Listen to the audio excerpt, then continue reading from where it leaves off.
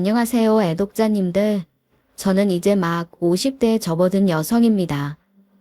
짧다면 짧고 길다면 긴 인생에서 절절한 사연 하나 없는 사람이 어디 있겠습니까? 저 역시 참 곡절 많은 인생을 살아왔습니다. 어린 시절부터 지독하게 불우한 환경 속에 내던져졌지만 지금은 제가 겪은 경험을 여러분들과 나눌 수 있을 만큼 잘 극복했습니다. 고생 끝에 낙이 온다는 말이 있죠. 아무리 힘들고 어려움이 있더라도 포기하지 않고 인내하면 언젠가는 좋은 날이 있다는 말일 텐데요. 제가 지나온 고난들이 누군가에게 작은 희망이 될 수 있다는 생각에 이렇게 글을 올려봅니다. 제 머릿속에 남아있는 어린 시절의 기억은 좋은 추억은 그다지 찾을 수가 없습니다. 엄마 아빠의 말을 알아듣고 분위기를 감지할 수 있을 때부터 제일 먼저 알아차린 건 두 사람 사이가 무척 좋지 않다는 점이었어요. 매일같이 고성과 울음이 교차하고 뭐 하나 부서지지 않는 날이 없을 정도로 싸움이 잦았네요. 처음에는 어떤 집이든 당연히 있는 일이라고 생각했어요. 싸움이 없는 날이 없으니 어린 마음에 엄마랑 아빠는 항상 물고 뜯고 하는 존재라고 여겼던 거죠. 전 두 사람의 싸움이 시작되면 자연스럽게 곁방으로 가 귀를 틀어막고 웅크리고 있었습니다. 뭔가가 깨지고 부서지는 소리와 함께 이해할 수 없는 욕짓거리들이 한바탕 쏟아지고 나면 이윽고 잠잠해질 때가 옵니다. 어린 저는 그제서야 줄인 배를 움켜쥐며 격방에서 나을 수가 있었죠. 성질을 참지 못한 아빠는 대문을 박차고 나가버렸고 머리가 산발이 되고 두 눈이 시뻘개진 엄마는 찬밥 한 덩어리가 담긴 밥그릇에 주전자 물을 따라 제 앞에 덜그럭 내려놓습니다. 그럼 저는 익숙한 듯이 작은 손으로 큰 숟가락을 움켜쥐곤 물에 마른 밥을 허겁지겁 떠먹었어요. 엄마는 알 수 없는 말을 주멀거리면서 그런 저를 물끄러미 바라보았죠.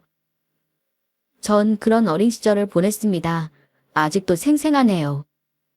매일같이 무겁기만 한 집 안 공기, 방 안과 마당에 잔뜩 걸려있던 마늘의 냄새, 그리고 초를 켜고 부적을 그리는 엄마의 모습은 울음마저 잊게 만드는 본능적인 공포였어요. 그 와중에도 유일하게 제가 기다린 것은 아빠가 돌아오는 날이었어요. 엄마와 부부싸움을 크게 할 때마다 아빠는 2, 3일씩 나갔다 들어오곤 하셨는데요. 그날만큼은 과자나 사탕 같은 간식이나 색연필 같은 작은 선물을 손에 들고 오셨죠. 그 순간만큼은 제가 불행한 환경 속에서 살고 있다는 걸 깨끗이 잊고 마냥 좋아했던 것 같아요. 아빠는 그런 저를 시근하게 바라보며 머리를 쓰다듬어 주셨네요. 사실 지금 생각해보면 위태로웠던 우리 가정이 깨지는 건 시간 문제였습니다. 그 시기가 생각하지 못한 사고 때문에 당겨진 것 뿐이었어요. 엄마가 어린 저를 남겨두고 외출을 했고 혼자 남겨진 전 촛대에 꽂힌 초가 쓰러지는 걸 보고 있었습니다. 바닥을 구르던 초는 이불에 불을 일으켰고 전 어찌할 바를 모르며 울음을 터뜨렸죠. 제가 할 수 있는 건 시뻘건 불길과 매캐한 연기 속에서 우는 것뿐이었어요. 얼른 집 밖으로 빠져나왔으면 될 일을 엄마가 매일같이 치성을 드리는 재단을 남겨두고 갈 수 없다는 생각에 주저앉아 울고만 있었네요. 그런 저를 구한 건 바로 아빠였습니다. 아빠는 날름거리는 불길을 뚫고 쿵쾅쿵쾅 다급한 발소리를 내며 절 끌어안았습니다. 시꺼멓게 그을린 아빠의 등에는 연기가 풀풀 피어오르고 있었어요.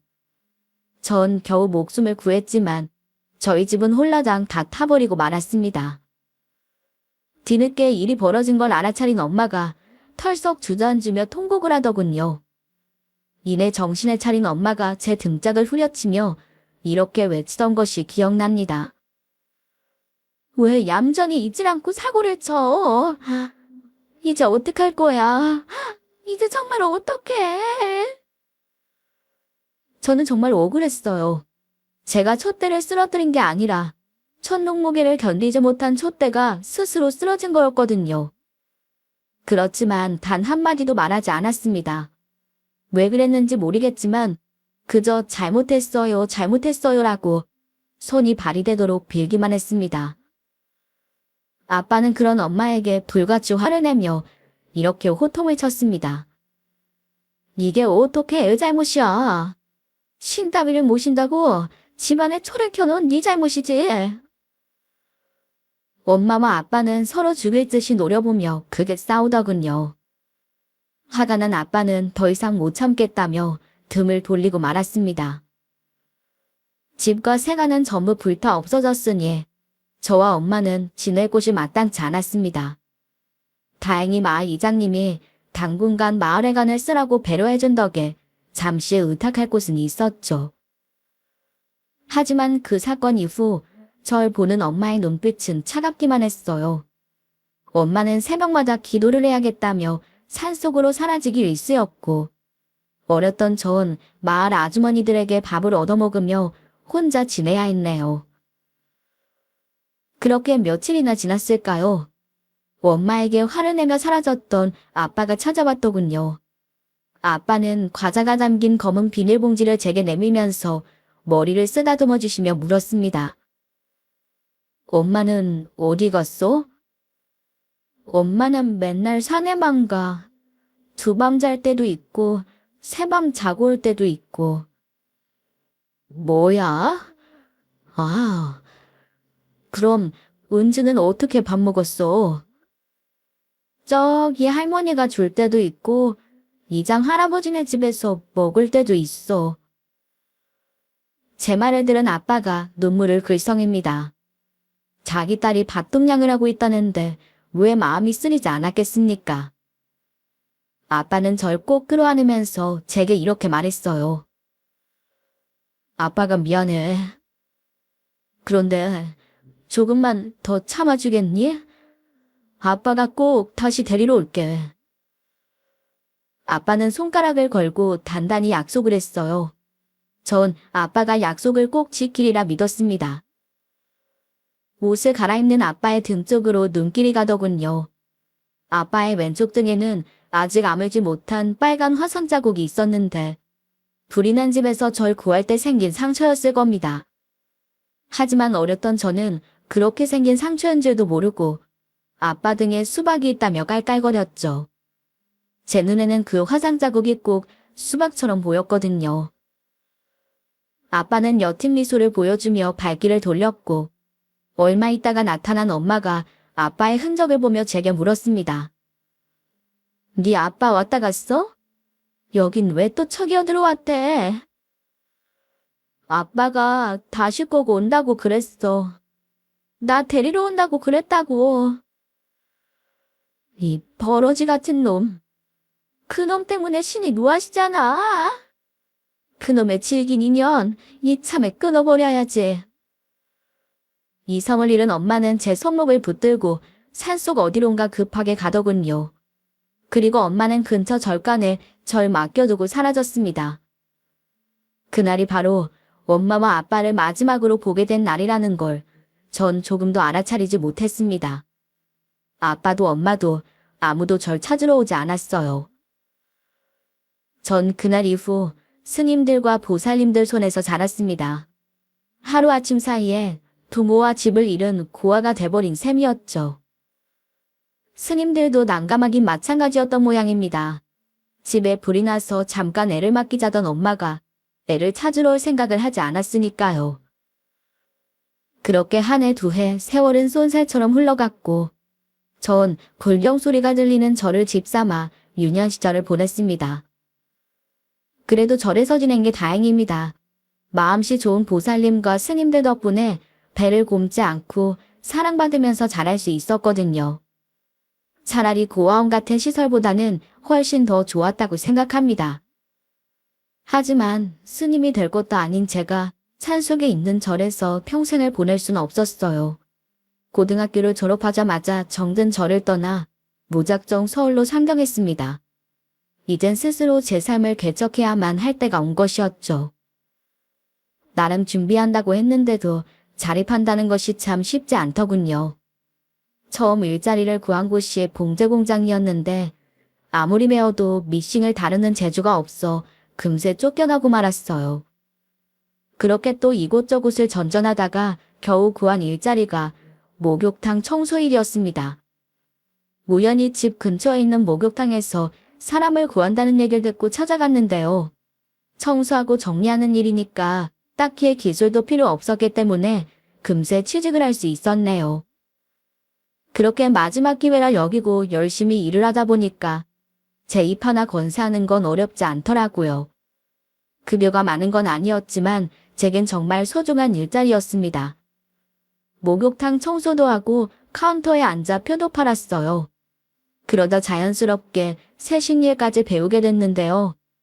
일은 고돼도 허드렛이라는 것보다 훨씬 돈을 많이 받아갈 수 있었습니다.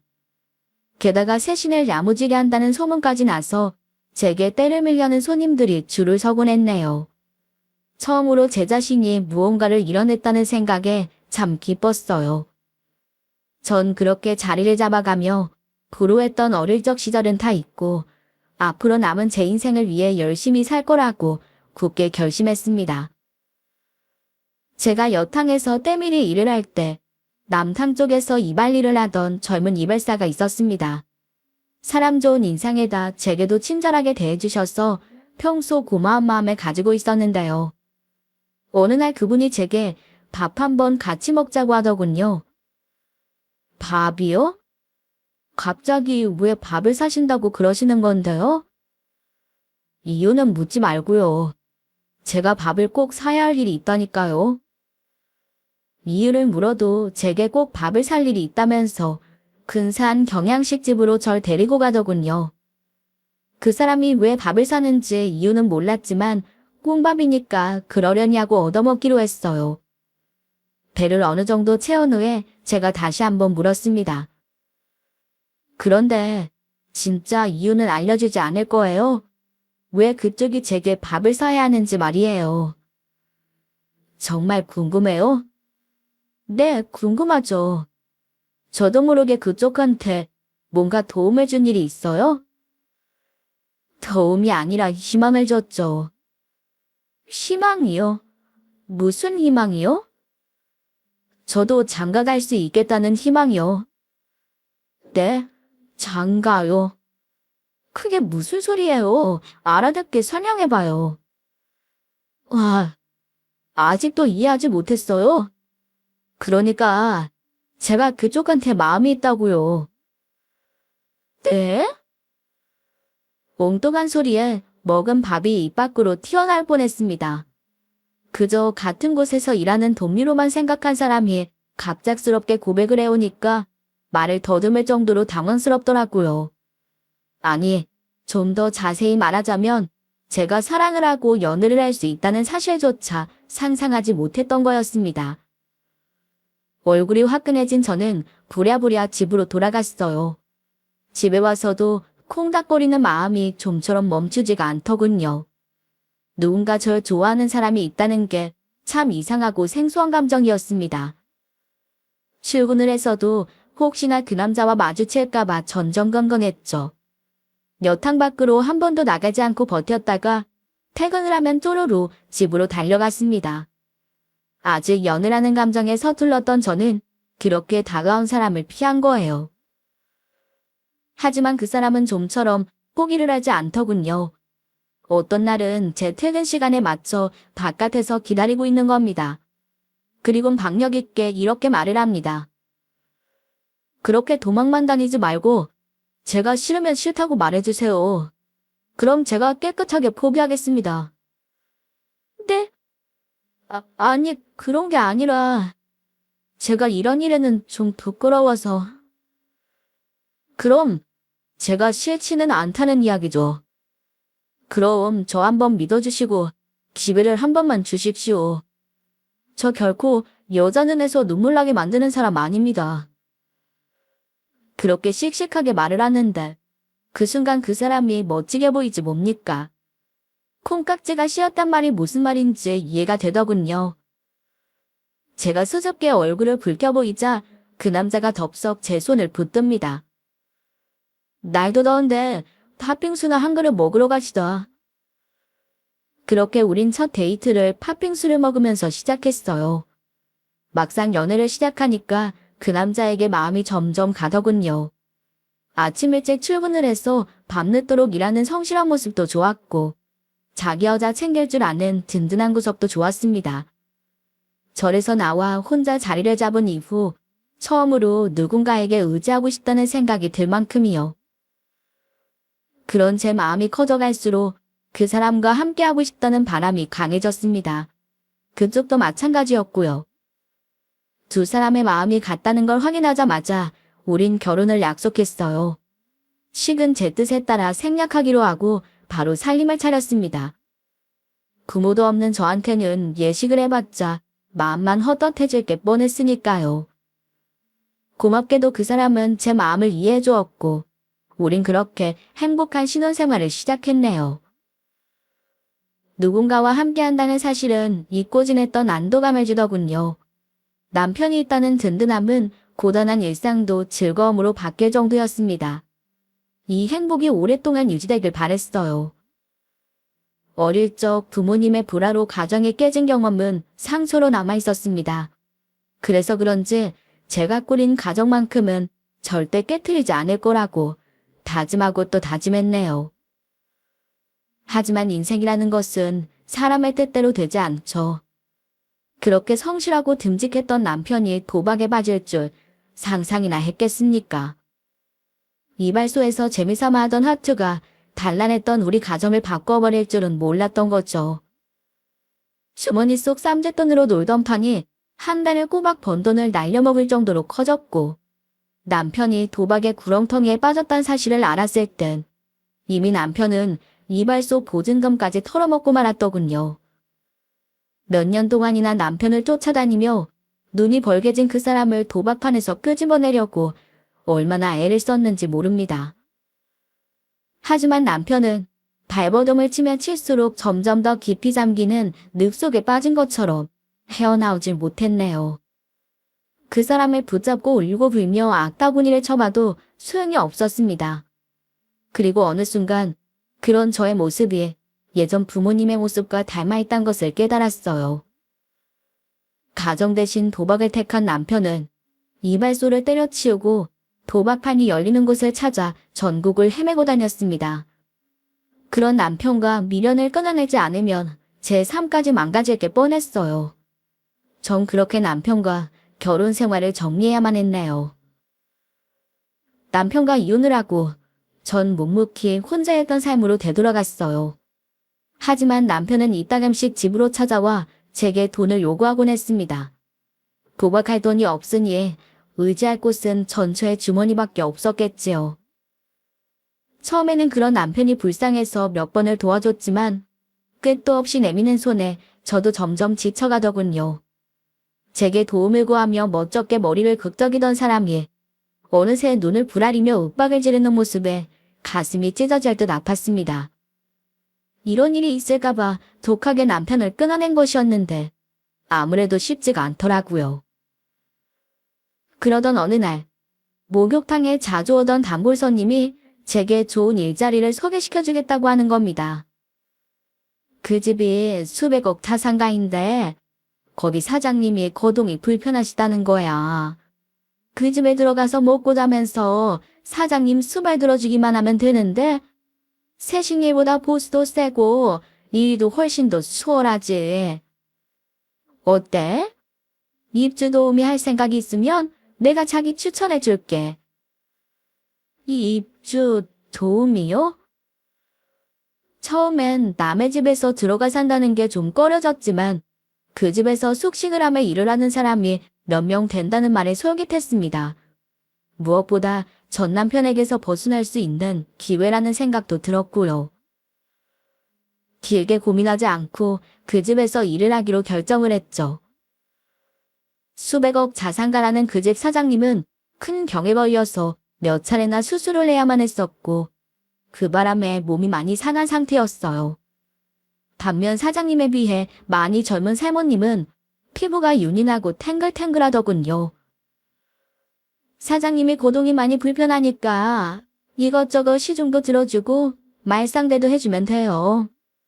식사 준비나 집안일은 가사 도우미가 할 거고, 힘쓰는 일은 박 기사가 할 테니까 딱히 어려운 일은 없을 거예요. 네, 알겠습니다. 열심히 하겠습니다. 그렇게 전 그 집에 들어가 살며 사장님 시중을 드는 일을 하게 되었습니다. 건강이 좋지 못하다던 사장님은 늘 넋이 나간 사람처럼 멍하니 계시더군요. 어떤 날엔 하루 종일 누워 계시기도 하고 또 어떤 날엔 휠체어에 앉아 창밖만 바라보실 때도 있었습니다. 눈빛은 늘 텅 비어있는 것처럼 고모했고요. 표정에 감정이 나타나는 일은 좀처럼 드물었습니다. 제가 하는 일은 단순했어요. 가사 도우미 언니가 식사를 준비해주면 손을 심하게 떠는 사장님 대신 제가 떠먹여드리는 거죠. 또 무료하지 않도록 책을 읽어드리거나 휠체어를 밀어드리면서 산책을 하기도 합니다. 머리가 지저분해지면 이발소에 같이 간다거나 사장님이 요청하면 간단한 간식을 사러 가기도 했어요. 용변이나 샤워는 혼자 하시려고 하는데 너무 컨디션이 좋지 않을 땐 가깝게 있는 기사님이 하시거나 아니면 사모님이 도와주시곤 했습니다. 그러니 딱히 일이 고될 건 없었어요. 세신 일에 비하면 누워서 떡을 먹는 게 아니라 누워서 껌을 씹는 정도였네요. 무엇보다도 심란한 제 주변을 환기시키기엔 딱 적당한 일이었습니다. 또 무뚝뚝한 사장님과 말상대를 하다 보니까 은근히 정도 같고요. 말씀이 너무 없으셔서 처음에는 말을 할 수 없는 줄 알았어요. 하지만 제가 이런저런 일을 챙기면서 제잘거리니까 어느 날부터는 한두 마디씩 대꾸하시더군요. 이런 일에도 보람이라는 게 느껴질지 몰랐어요. 좀처럼 말을 하지 않으시던 사장님이 제게 답을 해주시거나 슬쩍 미소를 보이면 괜스레 기분이 좋아지는 겁니다.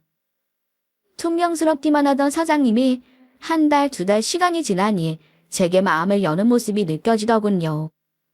한마디 툭 하고 던지고 말던 사장님의 말투는 어느새 다정다감하게 바뀌어 있었습니다. 제게 마음을 여신 게 분명했어요. 사장님은 건강식품으로 크게 성공했는데 정작 자신의 건강은 챙기지 못했다며 쓴 웃음을 짓곤 했어요.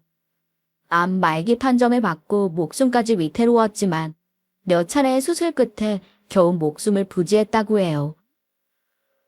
장화야, 오늘 저녁 식사는 뭐라고 하던? 사장님 좋아하시는 조기를 굽는다고 하던데요. 오늘은 생선구이 말고 소불고기를 하라고 해라. 소불고기요? 왜요? 생선 좋아하시잖아요. 네가 제일 좋아하는 음식이 소불고기라면서. 그러니까 그걸로 하라고 해. 에이, 사장님 드시고 싶은 걸로 먹어야죠. 왜 제가 좋아하는 걸로 메뉴를 바꾸라고 해요. 나도 소불고기 좋아해. 그러니까 시키는 대로 해. 요즘 말로 츤데레라고 하던가요? 신경 쓰지 않는 척하면서 은근히 챙겨주는 매력을 뜻하는 말이죠. 그리고 사장님이 딱 그랬어요. 무심한데 제게 이것저것을 챙겨주시는 겁니다. 건강이 좋지 않으면 사람 자체가 우울해지기 마련이잖아요. 본래는 따뜻하신 분인데 그간 몸이 아파서 그랬던 모양입니다. 그런 생각이 드니까 사장님에게 더욱 잘해드려야겠다는 생각이 들더군요. 전 최선을 다해 사장님을 챙겼고 진심을 다해 사장님을 대했습니다. 그런데 그런 제 노력이 빛을 발한 걸까요? 제가 그 집에 들어간 지 두어 달 만에 사장님의 건강은 눈에 띄게 좋아졌습니다. 제가 보기에도 사장님 표정이 무척 밝아졌고요. 껄껄 웃음을 터뜨릴 때도 잦았어요. 사장님은 향화야 향화야 제 이름을 부르며 절 찾기 바빴습니다. 저도 날이 갈수록 호전되는 사장님을 보며 기쁜 마음이 들었네요. 향화, 향기나는 꽃이라는 뜻인데요. 절에 어린 딸을 맡겨두고 떠난 엄마가 다시는 절 찾아오지 않을 거라는 걸 알았을 무렵 주지 스님이 제게 지어주신 법명입니다. 전 그 후부터 은주라는 이름을 버리고 향화라는 법명을 이름으로 삼고 살았습니다. 절 버린 부모에 대한 나름의 복수랄까요? 도박에 빠진 남편 말고 창아라는 이름을 이렇게 다정하게 불러준 사람은 참 오랜만이었습니다. 그런데 말이죠. 사장님 댁에서 잘 지내고 있던 제게 엄청난 사건이 벌어지고 말았는데요. 그 사건은 사모님 심부름을 다녀오게 되면서 시작되었습니다. 길 건너 금은방 알지? 거기 가서 맡겨놓은 금반지 좀 찾아오겠니? 아, 네, 알겠습니다. 지인의 돌잔치에 줄 선물이라며 제게 금반지를 찾아오라는 심부름이었습니다. 전 아무 생각 없이 금은방에 가서 반지를 찾아왔습니다. 그 사이 사모님이 보이지 않길래 사모님의 화장대 위에 금반지 상자를 놓고 제 할 일을 하고 있었어요. 그런데 1시간쯤 다시 나타난 사모님이 제게 금반지를 찾아왔냐고 물으시더군요. 그래서 화장대 위에 올려두었다고 말씀드렸죠. 그런데 갑자기 사모님이 제게 역정을 내시는 게 아니겠습니까? 예, 그게 무슨 소리야. 내가 금방 화장대 쓰고 왔는데 금반지가 어딨다 그래? 네? 그럴 리가 없는데. 제가 분명히 사모님 화장대 위에 반지를 올려뒀는데요. 얘가 정신을 어디다 두고 다니는 거야? 다시 한번 잘 생각해봐. 아니에요. 분명히 화장대 위에 뒀어요. 정말 귀신이 곡할 노릇이었습니다. 분명히 잘 올려준 금반지 상자가 온데간데 없이 사라지고 없더라고요. 사모님이 땀을 뻘뻘 흘리며 화장대를 뒤지는 절 보며 코웃음을 치더군요. 얘 쇼하는 것 좀 봐. 어디서 못된 것만 배워선 감히 금반지를 삼켜. 너 경찰서에 가봐야 정신 차리겠니? 아니에요, 사모님. 제가 왜 그런 짓을 하겠어요. 절대 그렇지 않아요. 전 분명히 화장대 위에 올려두었다고요. 그럼 금반지가 발이 달려서 제 멋대로 사라졌단 거야? 네가 욕심나서 잊어버린 척하는 거잖아. 이제 보니까 어린 년이 싸가지가 없네. 정말 억울해 미칠 것만 같았습니다. 저보다 겨우 8살 많은 사모한테 어린 년이란 욕을 얻어먹으면서도 딱히 뭐라고 한근할 수가 없었어요. 전 순식간에 남의 돌반지를 훔친 도둑년이 되어 있었습니다. 소란스러움에 놀란 사장님이 사모에게 묻습니다. 왜? 무슨 일이야? 여보, 제가 글쎄 반지를 훔쳐놓고선 딱 잡아떼잖아요. 아무래도 안 되겠어요. 이런 애를 어떻게 집에 두고 써요? 당장 짐 싸서 내쫓아야겠어요. 뭐? 장아가 반지를 훔쳐? 사장님이 못 믿겠다는 눈으로 절 보니까 억울함에 눈물까지 흐르는 겁니다. 아니에요, 사장님. 절대 그런 짓 하지 않았어요. 전 그저 심부름을 갔다가 화장대 위에 올려뒀는데. 어머, 얘 끝까지 거짓말하는 것 좀 봐. 향아, 너 그렇게 안 봤는데 정말 안 되겠구나. 긴 말 할 것 없고 지금 당장 짐 싸. 네가 먹은 반지는 네 퇴직금 셈칠 테니까 당장 나가. 사모님, 저 정말 억울해요. 빨리 안 나가. 그럼 경찰서까지 가야 정신 차리겠니? 박기사, 뭐해요? 얘 짐 싸서 얼른 내쫓지 않고. 점점 제가 반지를 훔친 게 사실인 것처럼 되는 분위기입니다. 제가 아무리 가슴에 쳐봐도 아무도 제 말을 믿어주지 않았죠. 딱 한 사람만 빼고요. 됐어. 장아는 그럴 애 아니니까 애몬에 잡지 말고 다시 잘 찾아봐. 사장님이 그렇게 말하자 사모님 얼굴이 새파랗게 질려왔어요. 네. 당신 지금 이런 애를 감싸는 거예요?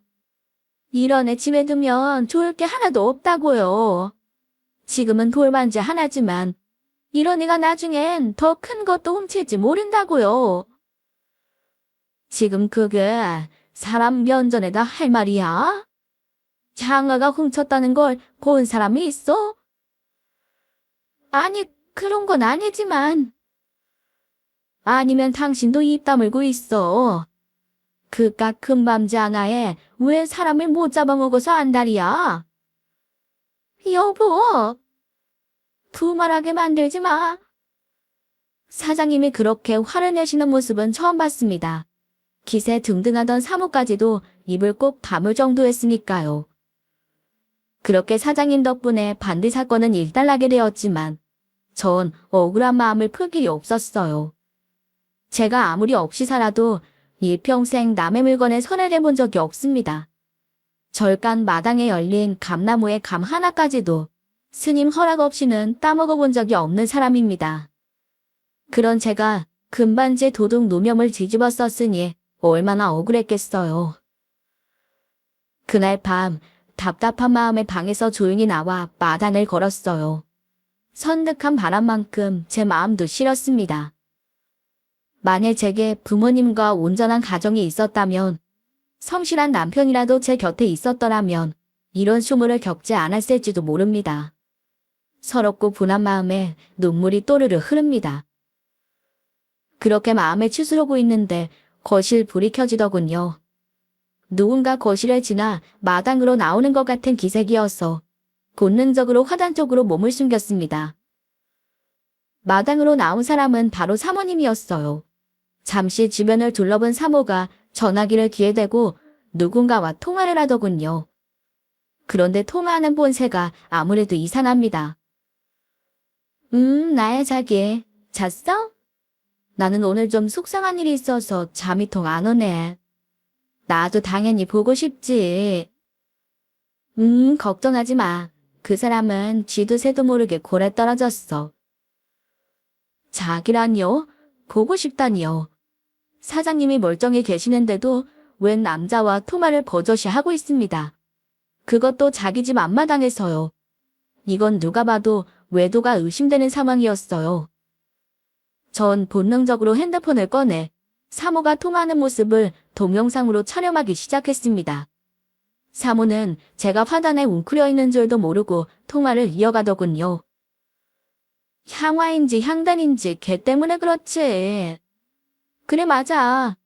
걔 쫓아내려고 반지까지 숨겨놓고 쇼까지 했는데 그 양반이 걔 편을 드는 바람에 슈퍼로 돌아갔지 뭐. 어쨌든 그 애는 반드시 쫓아내야 돼. 라고 뽑아놨더니만 아주 지극정성을 다하지 뭐야. 걔가 온 이후부터 그 양반 혈색이 아주 좋아졌다니까. 그 양반 올해는 못 넘길 것 같았는데 이러다간 100살까지 살겠어. 그 사람이 걔 그렇게 싸고 드는데 그냥 어떻게 내쫓아. 무슨 명분이 있어야 내쫓지. 그래서 도둑년으로 몰아붙인 건데. 아우. 하여간 집안에 사람 잘못 들이면 안 된다니까. 일이 자꾸 꼬여서 어떡하지? 이게 전부 무슨 소립니까? 그러니까 사모는 절 내쫓기 위해 도둑 누명을 씌운 겁니다. 이유는 제가 너무 사장님을 극진히 돌보아서랍니다. 사장님이 얼른 하늘나라로 가야 재산 상속을 받아 내 연남이랑 잘 먹고 잘 살 텐데 본의 아니게 제가 방해가 된 모양이에요. 기도 막히고 무섭기도 하고 여러 감정이 휘몰아치더군요. 그 와중에도 입술을 꽉 깨물고 사모가 통화하는 내용을 전부 동영상으로 남겨두었죠. 사모는 한참이나 더 통화를 하곤 집 안으로 들어갔습니다. 이어진 내용은 더 가관이었어요. 사장님을 빨리 돌아가시게 하려면 이렇게 해야 한다 저렇게 해야 한다부터 나중에 일이 다 끝나면 해외 가서 한 달간 있다 오자는 달콤한 계획까지 세우더군요. 사람이 아무리 돈에 욕심이 난다지만 자기 남편이 죽기만을 손꼽아 기다린다는 게 말이 됩니까? 게다가 병든 남편 모르게 외간 남자까지 만나가면서 말입니다. 그러고 보니 다사도우미 아주머니에게 사모에 관해서 들었던 게 생각이 나더군요. 원래 사장님의 회사에 비서로 있던 사모는 엄청난 나이 차이에도 불구하고 사장님과 결혼을 했다고 했죠. 그 당시에 재산을 노리고 사장님을 꾀인 거라며 주변 시선도 좋지 않았다고 해요. 하지만 정작 본인은 사장님과 진짜 사랑해서 결혼하는 거라며 당당하게 맞섰다는 겁니다. 하지만 사모는 절대로 진짜 사랑해서 사모님과 결혼한 게 아니라는 것을 증명한 셈이었습니다. 결국은 그놈의 돈 때문에 착한 사장님을 기만한 것이었죠. 저는 밤이 새도록 고민을 했습니다. 이 일을 어떻게 해야 할지 생각하고 또 생각했어요. 하지만 아무리 고민을 해봐도 제 머릿속에 남은 결론은 하나였네요. 이튿날 모두 모인 아침 식사 자리에 전 여느 때처럼 사장님의 식사 지줌을 들었습니다. 사모는 곱지 않는 눈길로 절 째려보면서 신경을 긁는 한마디씩을 던지더군요. 아우, 넉살도 좋아라. 나 같으면 창피해서라도 진작 이 집을 나갈 텐데 말이야. 하긴 얼굴에 그 정도 철판은 깔아야 도둑질도 해먹겠지.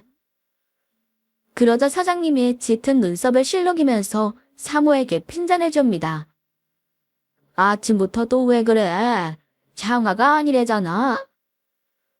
알았어. 누가 보면 친딸이라도 온 줄 알겠네. 전 실랑이를 벌이는 두 분을 가만히 지켜보다가 어렵게 입을 뗐습니다. 사실 모두에게 드릴 말씀이 있어요. 무슨 말? 혹시 기분 나빠서 나가겠다. 뭐 그런 말 하려는 거야? 저는 사모의 비아냥을 무시하며 어젯밤 찍어둔 동영상을 틀었습니다.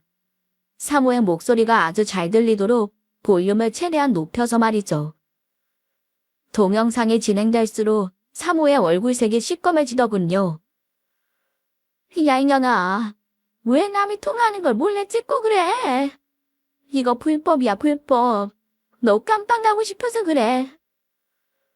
다급해진 사모가 제 손에서 핸드폰을 빼앗으려고 팔을 휘두릅니다. 하지만 화가 잔뜩 난 사장님이 그런 사모에게 버럭 소리를 지르더군요. 당장 그만두지 못해. 난 그 동영상 끝까지 봐야겠으니까 당신은 잠자고 있어.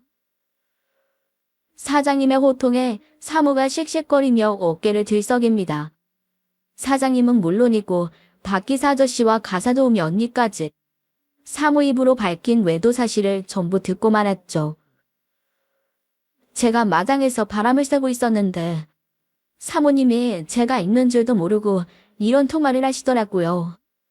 사장님이 꼭 아셔야 할 것 같아서 동영상으로 찍어뒀습니다. 이것으로 제가 돌반지를 훔치지 않았다는 게 증명됐죠? 맞죠? 사모는 어쩔 줄 몰라 하며 손을 달달 떨고 있었고 사장님은 돌처럼 굳은 얼굴로 사모를 노려보며 말했어요. 입이 있으면 말해보아. 나 죽으면 해외여행부터 갈 생각이었어?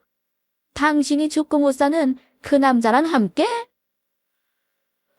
아니, 꼭 그런 건 아니고. 당신이 죽고 한참 지내서 가면 상관없지. 아니, 그러니까 내 말은. 당황한 사모가 횡설수설 말도 못합니다. 그 모양새가 얼마나 꼴값인지 직접 본 사람만 알 수 있을 겁니다. 내가 죽기만을 얼마나 바랬을까. 난 그것도 모르고 당신을 믿고 있었군. 하지만 이렇게 알게 된 이상 그런 일은 없을 거야. 설령 내가 죽어도 당신에게 내 재산 한 푼도 남기게 하지 않을 거니까 그렇게 알아. 아, 그리고 조만간 이혼 소송도 준비해야 할 거야. 사장님의 불호령이 떨어지자 사모의 눈빛이 크게 흔들립니다.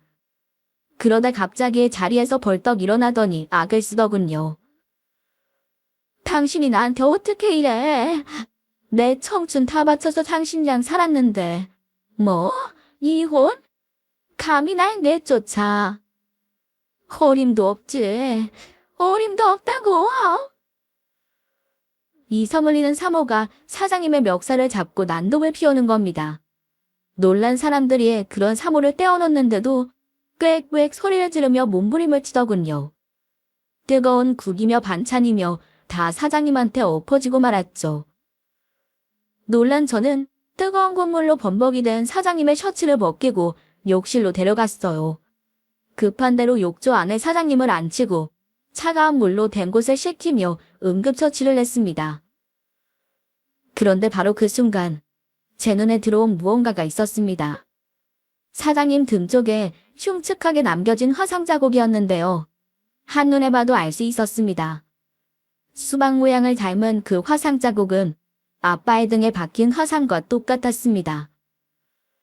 전 놀란 눈으로 아무 말도 하지 못하고 한참을 사장님 얼굴만 빤히 보았어요. 기억도 잘 나질 않는 아빠의 얼굴을 떠올리려고 안간힘을 썼습니다. 그리고 어렴풋이 피어오르는 아빠의 얼굴과 사장님의 얼굴이 겹쳐지는 걸 확인했죠. 사장님, 혹시 이 화상 자국이 불이 난 집에서 딸을 데리고 나오다가 생긴 상처예요?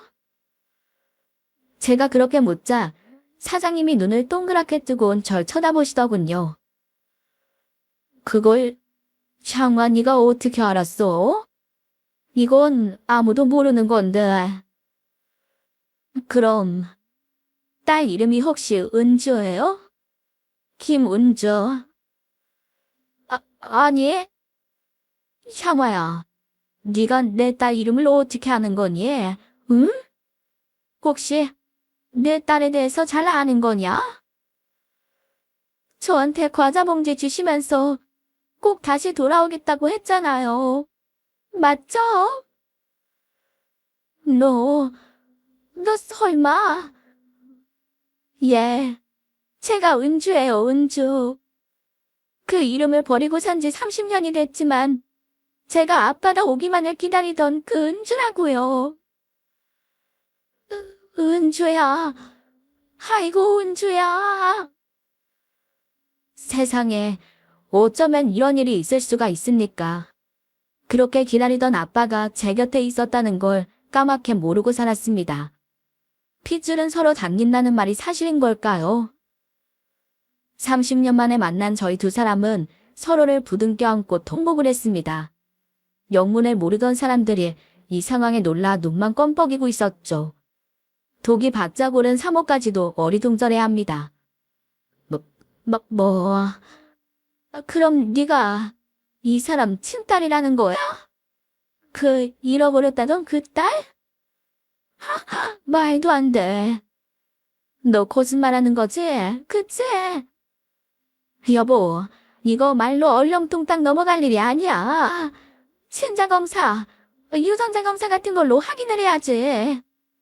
나쁜 년은 내가 아니라 바로 이 년이라고. 사모의 독설이 한마디도 들리지 않더군요. 늦었지만 아빠를 찾았다는 사실이 너무나 기뻤습니다. 엉뚱한 신앙에 빠져버린 엄마 때문에 괴로워하던 아빠는 어느 정도 자리를 잡고 절 데리러 오려고 했다는군요.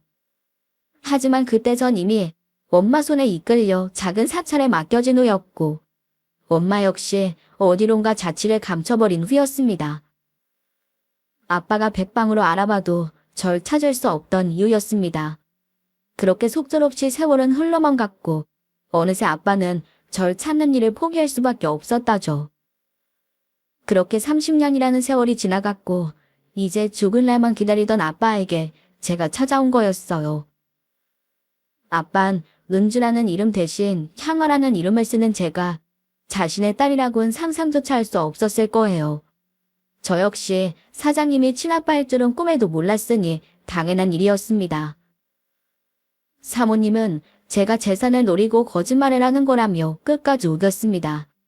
자신이 궁지에 몰리자 저를 걸고 넘어가려던 것이었겠죠. 그깟 친자검사 100번이라도 더 할 수 있습니다. 수박 모양의 화상 자국만으로도 우리 친아빠라는 게 확실했으니까요. 이 혼란한 상황이 정리되기까진 꽤 시간이 걸렸습니다. 우선 사장님 모르게 외도를 하던 사모는 집에서 쫓겨났고 그와 동시에 소송을 감당해야 했어요. 처음부터 재산의 목적으로 결혼을 한 것이 인정돼 사기죄로 벌을 받아야만 했네요. 하지만 저에게는 그런 것보다 친아빠를 찾았다는 사실이 더 중요했습니다. 이제는 할아버지가 다 되어버린 아빠였지만 이제라도 아빠 곁에 있을 수 있다라는 것이 평생 가족이라는 울타리 없이 홀로 살아온 저에게 얼마나 감격이었는지 모릅니다. 그렇게 아버지는 13년을 더 사시다가 작년에 돌아가셨습니다. 그동안 전 원 없이 딸 노릇을 했고요.